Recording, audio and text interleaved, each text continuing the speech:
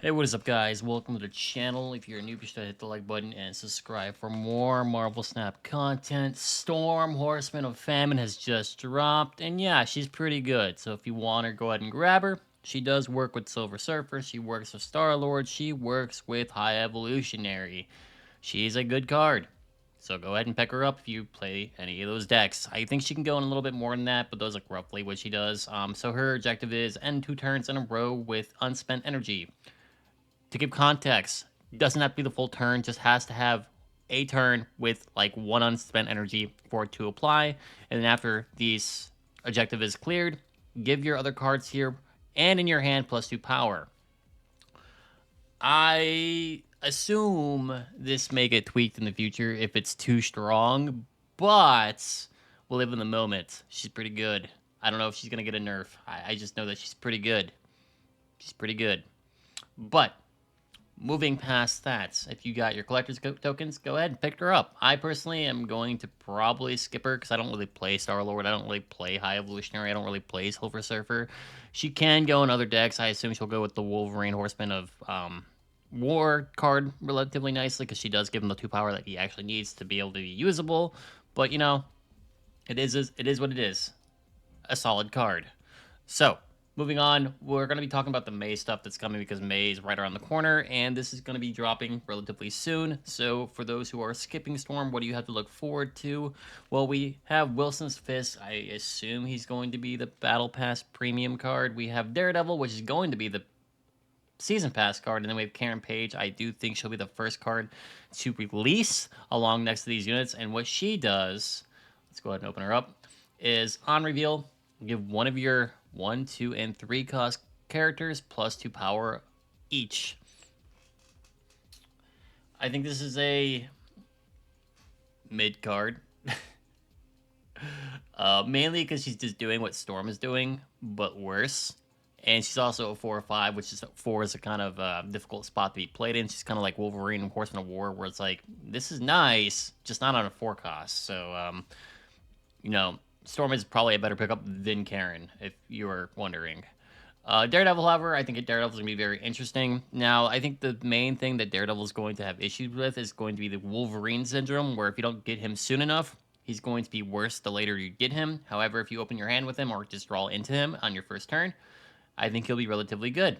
So, Shadowlands Daredevil, probably going to get a thumbs up for being a solid card. I think a safe 3 out of 5 is probably where I place this card. Not an OP card, not a bad card, just one that's a preference if you like this style of card.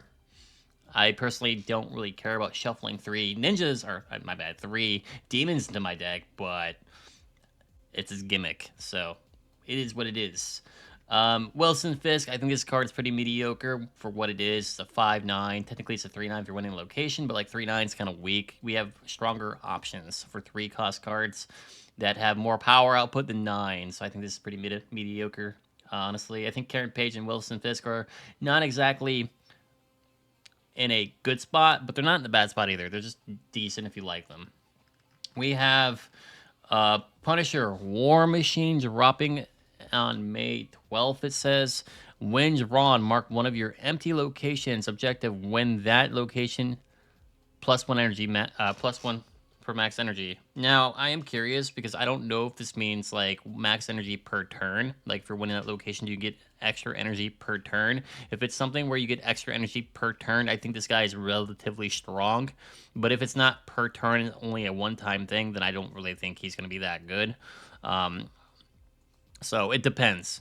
If the objective is met, you get 1 energy permanently for the rest of the match, and you get 1+ for every time you're winning that location every turn. I think he's good. If it's just a one and done, I think he's mid. Yeah. We have Akari 412. You can only play this where an enemy is inflicted with negative power. 4 cost, 412.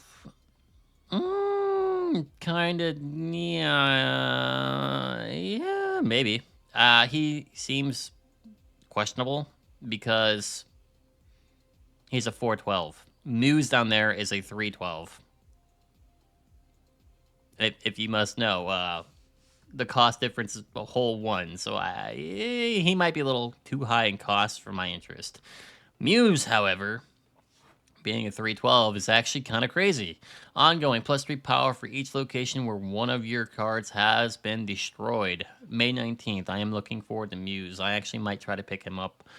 He's the one that interests me the most this coming up season, just because 312 sounds like a pretty good stat line and brings some life into Destroy. Though I'm not like ultra fanboying in Destroy, but I think for like if you use them with like Weapon X, that's gonna be an easy thing to play with Weapon X. Just destroy 3 locations with like rocks or whatever with like a Killmonger, and then you got a sizable unit in that next lane. So with Weapon X, he kind of interests me. Like in a typical Destroy deck, I'm sure he'll be fine too. It's just I'm curious where he can actually go if you don't want to full on dedicate to like just destroy. I am curious to see if that would work with like Phantom X, but like to do it with Phantom X, you'd probably have to get really cheeky with it and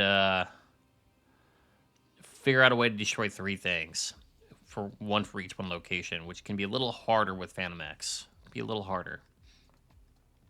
Mother Escane is going to be a Series 4. I don't know when she's dropping. I think she's going to be an event card, but I could be wrong. On reveal, give the leftmost card in your hand +2 power and 1 less cost, and copy it. It's an interesting card for sure. I think on reveal is an easy way to cheese things. So I think just because she's on reveal, it makes her automatically pretty good. And then copying things is just already really good on reveal. So probably a pretty solid card. We got Lady Bullseye. On reveal, afflict an enemy card with -2 power. Repeat on a different enemy for each of your unspent energy.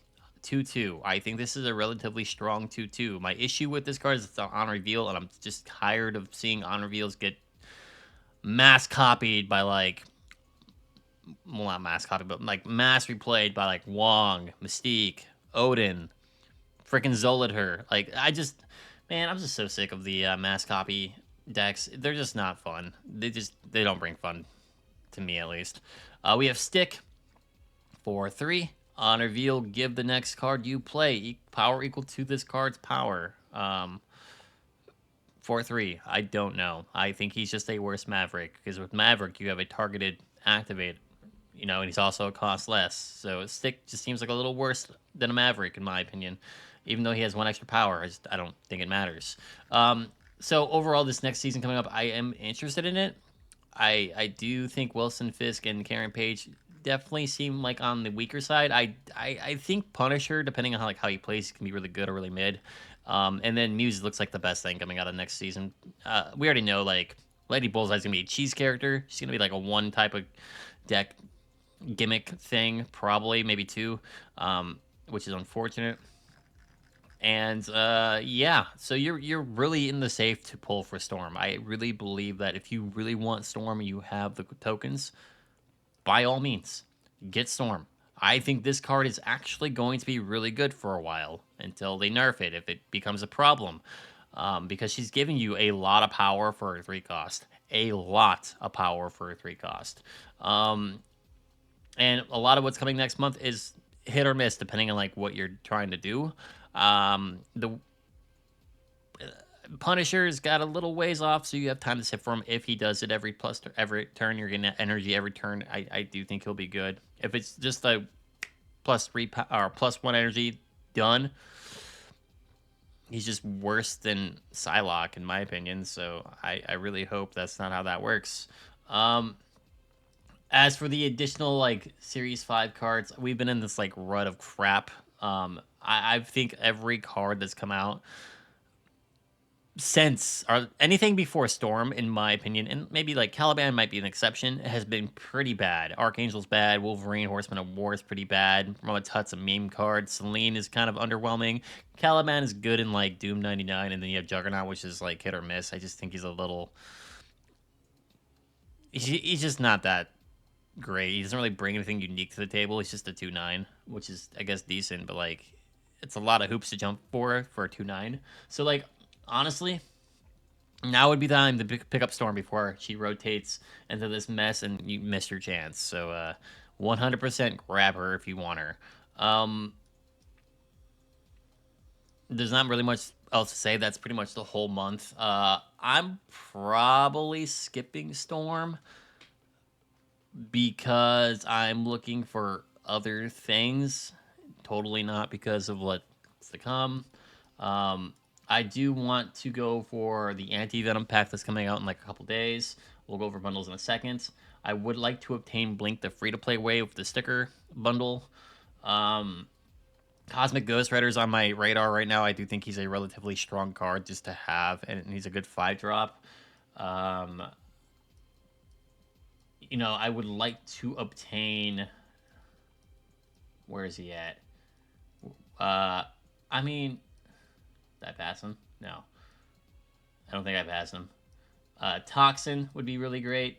I probably passed him. I do want Toxin to go into a bounce deck eventually. I think Toxin would be fun to use. There's also another card in here that interests me, but I'm not sure if, like, I would buy them like on the spots. Which is this guy, Falcon. More for bounce. Just been thinking about it. Bounce seems like a really fun deck, high skill deck. Also, I would love to get Gore, but like I would like to get him the pay to win way.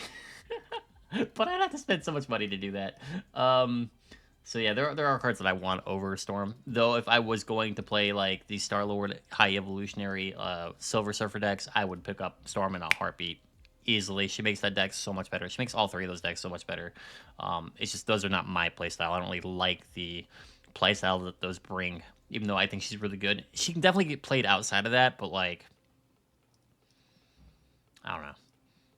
I might regret not buying her. It's very possible that I'm like, oh crap, I should have got her. But that's a me problem, not a you problem. Let's talk about bundles coming out in the short future. We have Diamondback coming out in 19 hours. We have Anti-Venom coming out in about 2 days.